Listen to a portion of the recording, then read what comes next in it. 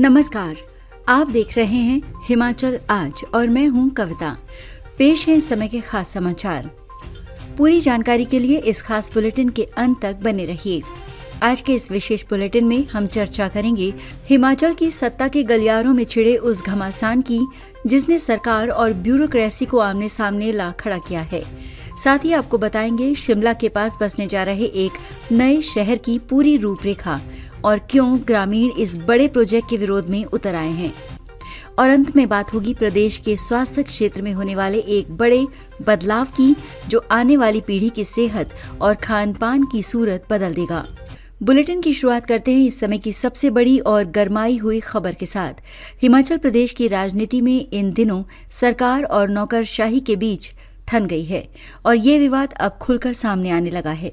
दरअसल पिछले कुछ समय से मंत्रियों और अधिकारियों के बीच अनबन की खबरें आ रही थीं, लेकिन हाल ही में कैबिनेट मंत्री विक्रमादित्य सिंह के एक बयान ने इस आग में घी डालने का काम किया है। विक्रमादित्य सिंह ने आईपीएस एसोसिएशन द्वारा जारी एक बयान पर तीखी प्रतिक्रिया देते हुए दो टूक शब्दों में कहा है कि उन्हें पुलिस अधिकारियों द्वारा दिए जाने वाले किसी भी उच्च सुरक्षा कवर की कोई आवश्यकता नहीं है। इस विवाद की जड़ें तब गहरी हुईं जब कुछ मंत्रियों ने सार्वजनिक मंचों से अधिकारियों की कार्यशैली पर सवाल उठाए थे, जिसके जवाब में आईएएस और आईपीएस एसोसिएशन ने एकजुट होकर अपनी चिंता जताई थी। ये खींचतान अब केवल बयानों तक सीमित नहीं रही है, बल्कि इससे शासन प्रशासन के कामकाज पर भी असर पड़ता दिख रहा है।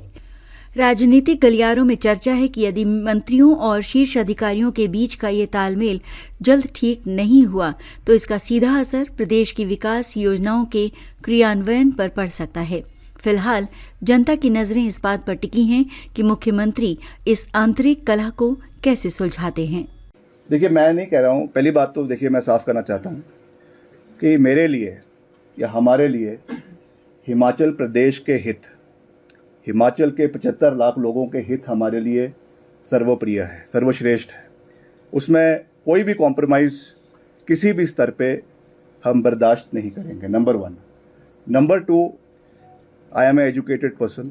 I understand the nuances of center-state relations. हम एक लोकतांत्रिक देश में रहते हैं और लोकतांत्रिक देश के साथ साथ हम एक यूनिकैमरल स्टेट में भी रहते हैं और एक फेडरल रिपब्लिक में भी रहते हैं। I understand that.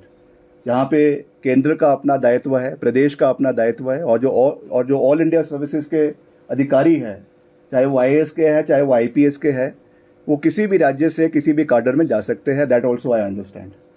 मगर हमें ये चीज़ को देखना है, इस चीज़ को समझना है कि कोई भी अधिकारी जो हिमाचल प्रदेश में सेवा करने के लिए आ रहे हैं, चाहे वो आईपीएस है, चाहे वो एचएएस है, चाहे वो आईपीएस है, चाहे वो आईपीएस है, चाहे वो आईपीएस है, चाहे वो आईएएस है, हिमाचल में उनका स्वागत है। हम उनका पूरा मान सम्मान करते हैं। According to the constitutional framework, संवैधानिक ढांचे के तहत उनका हिमाचल प्रदेश में स्वागत है। मगर हमें हिमाचल के हितों को भी साधना है। अगर हमें ऐसा लगता है, और मैं ये बात सोच समझ के कह रहा हूँ, उप मुख्यमंत्री ने अगर मंडी के रैली में, मंडी के जो है कार्यक्रम में, आधिकारिक कार्यक्रम में अगर उस बात को उठाया है तो किसी कारण की वजह से उठाया है और मैं भी उस बात से सहमत भी हूँ और मैं इस बात को हाईएस्ट लेवल पर भी उठाने पे मुझे कोई संकोच नहीं है कि हिमाचल के हितों की रक्षा करना हमारा दायित्व है। और जहाँ पर भी लगेगा कि इस तरीके की चीज़ों के साथ कोई कॉम्प्रोमाइज़ हो रहा है या हिमाचल के हितों के साथ की अनदेखी हो रही है at the cost of the interest of these officers from outside, तो उनको ये समझना पड़ेगा कि हिमाचल में रहे, हिमाचल के लोगों की सेवा करे, मगर यहाँ पे शासक बनने का प्रयास ना करें। मैं समझता हूँ, मेरा तो इसमें व्यक्तिगत ये मानना है कि जहाँ ऑफिशियल्स की बात आती है, अफसरों की बात आती है प्रदेश के निर्माण में, चाहे वो प्रदेश के बाहर के हमारे, चाहे आईएएस अफसर रहे हो, आईपीएस अफसर रहे हो, आईएफएस अफसर रहे हो, उनका भी एक बहुत बड़ा योगदान है। और जैसे हमारे जहाँ तक तो प्रदेश के हमारे अपने, मैं समझता हूँ अफसर है, उनका तो एक तरह से नैतिक कर्तव्य भी बनता है, लेकिन बाहर के भी अफसरों का बहुमूल्य योगदान है। तो एक तरह से हम स्टेटमेंट को जनरलाइज नहीं कर सकते हैं। जहाँ तक कई इस तरह की नकारात्मक सोच की अगर बात आती है तो वो हम मात्र सिर्फ ऑल इंडिया सर्विसेज तक ना सीमित करते, कि इस तरह के नकारात्मक या नेगेटिव अप्रोच के लोग आपको हमारे को भी मिलेंगे जिनका संबंध प्रदेश से होगा। मेरा तो इसमें यही मैं समझता हूँ माननीय मुख्यमंत्री से आग्रह रहेगा, क्योंकि वो सरकार के मुख्य है और जो संशय डाउट्स हमारे ऑनरेबल पीडब्ल्यूडी मिनिस्टर के उसको क्लैरिफाई किया जाए, क्योंकि हमारे पीडब्ल्यूडी मिनिस्टर भी मैं समझता हूँ काफ़ी एफिशिएंट मंत्री है। जब उन्होंने कुछ बात रखी है तो उसमें जो उनके डाउट्स है उसको माननीय मुख्यमंत्री क्लियर करे ताकि सारी स्थिति स्पष्ट। खबरों के सिलसिले में अब बात करते हैं राजधानी शिमला के करीब बसने वाले एक नए सपनों के शहर की। शिमला शहर पर बढ़ते जनसंख्या और ट्रैफिक के बोझ को कम करने के लिए हिमाचल सरकार ने जाठिया देवी में एक महत्वाकांक्षी माउंटेन टाउनशिप परियोजना को हरी झंडी दे दी है। ये नया शहर शिमला से लगभग 14 किलोमीटर की दूरी पर बसाया जाएगा, जिसे पूरी तरह से आधुनिक, आपदा प्रतिरोधी और सस्टेनेबल टाउनशिप के रूप में विकसित करने की योजना है।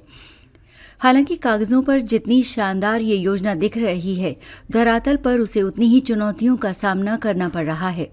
हाल ही में आए सोशल इम्पैक्ट असेसमेंट यानी सामाजिक प्रभाव मूल्यांकन में ये बात सामने आई है कि इस प्रोजेक्ट की वजह से स्थानीय स्कूलों और प्राचीन मंदिरों को विस्थापित करना पड़ सकता है। यही कारण है कि स्थानीय ग्रामीणों ने अब इस योजना के खिलाफ मोर्चा खोल दिया है। ग्रामीणों का कहना है कि वो अपनी आस्था और बच्चों के भविष्य की कीमत पर विकास नहीं चाहते। विरोध के स्वर इतने तेज हो गए हैं कि अब सरकार को इस प्रोजेक्ट को आगे बढ़ाने से पहले जनता के कड़े प्रतिरोध का सामना करना पड़ रहा है, जो आने वाले समय में एक बड़ा राजनीतिक मुद्दा भी बन सकता है। और अंत में रुख करते हैं प्रदेश की सेहत से जुड़ी एक महत्वपूर्ण खबर की ओर। मुख्यमंत्री सुखविंदर सिंह सुक्खू ने स्वास्थ्य विभाग की एक अहम समीक्षा बैठक में घोषणा की है कि हिमाचल प्रदेश जल्द ही अपनी राज्य पोषण नीति यानी स्टेट न्यूट्रिशन पॉलिसी लागू करने जा रहा है। इस नीति का मुख्य उद्देश्य प्रदेश के बच्चों, किशोरियों और गर्भवती महिलाओं को संतुलित और पौष्टिक आहार सुनिश्चित करना है, ताकि कुपोषण जैसी समस्या को जड़ से खत्म किया जा सके। सरकार केवल आहार तक ही सीमित नहीं है, बल्कि खाद्य पदार्थों की गुणवत्ता जांचने के लिए भी कड़े कदम उठा रही है। इसी कड़ी में कंडाघाट स्थित राज्य की खाद्य परीक्षण प्रयोगशाला को अब विश्व स्तरीय मानकों के अनुसार अपग्रेड किया जाएगा। आधुनिक मशीनों और बेहतर तकनीक से लैस होने के बाद इस लैब के माध्यम से बाजार में बिकने वाली मिलावटी वस्तुओं पर नकेल कसी जा सकेगी। सरकार का मानना है कि एक स्वस्थ समाज ही प्रदेश के विकास की नींव रख सकता है और ये नई पोषण नीति उसी दिशा में एक क्रांतिकारी कदम साबित होगी। दर्शकों, हिमाचल की इन तमाम बड़ी खबरों पर आपकी राय क्या है? क्या आपको लगता है कि मंत्रियों और अधिकारियों के बीच का ये टकराव प्रदेश के हित में है? और जाठिया देवी में बसने वाले नए शहर को लेकर आपका क्या विचार है? क्या विकास के लिए गांवों और मंदिरों का विस्थापन सही है? कृपया अपनी राय कमेंट बॉक्स में लिखकर हमें जरूर बताएं। साथ ही ये भी लिखें कि आप ये बुलेटिन कहां से देख रहे हैं, क्योंकि आपके विचार हमारे लिए और प्रदेश की सरकार के लिए भी बेहद जरूरी हैं। अगर आपको हमारा ये प्रयास पसंद आया हो तो हिमाचल आज को सब्सक्राइब करें, इस वीडियो को शेयर करें और अपनी प्रतिक्रिया देना ना भूलें। आपका दिन मंगलमय हो।